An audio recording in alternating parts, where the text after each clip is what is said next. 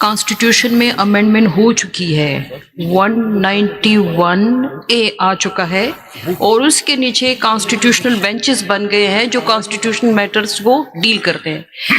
And now you are saying कि there should be a full bench.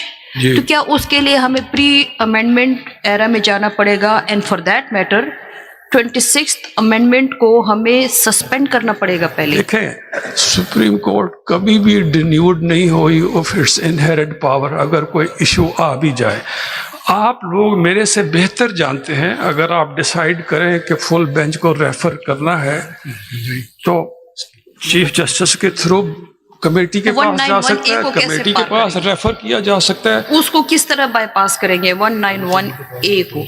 19A has to be read with the whole constitution। मेरी गुजारिश ये कि बहुत सी judgements में आपने फरमाया है कि कोई भी provision of the constitution stand alone नहीं होती। इट हैज टू, उसपे तो बाइफरकेट कर दिया गया है कि constitutional matters shall be heard by the बावजूद इसके, मैं अभी आपको बताऊंगा आगे जाके, बावजूद इसके you are still a bench of the supreme court. You are not separate from the supreme court.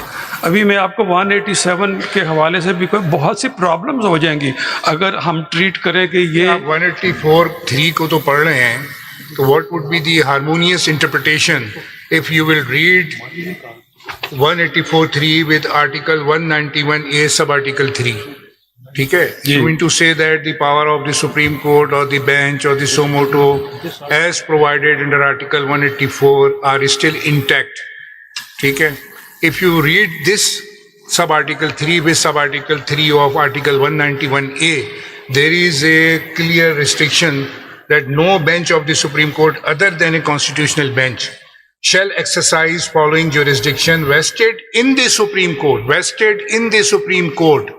वो जो 3 को आप पढ़ रहे हैं ना, सुप्रीम कोर्ट, उसको लाके यहाँ पे उन्होंने रिस्ट्रिक्ट किया, vested in the supreme court. एक बात फिर आप पढ़ेंगे इसका sub article sub clause B, appellate jurisdiction of the Supreme Court under clause 3 of article 185 where a judgment or order of the High Court involves constitutionality of any law or a substantial question of a law as to the interpretation of the Constitution and original jurisdiction of the Supreme Court under article 184 भी यहाँ transfer हो गया constitutional bench को।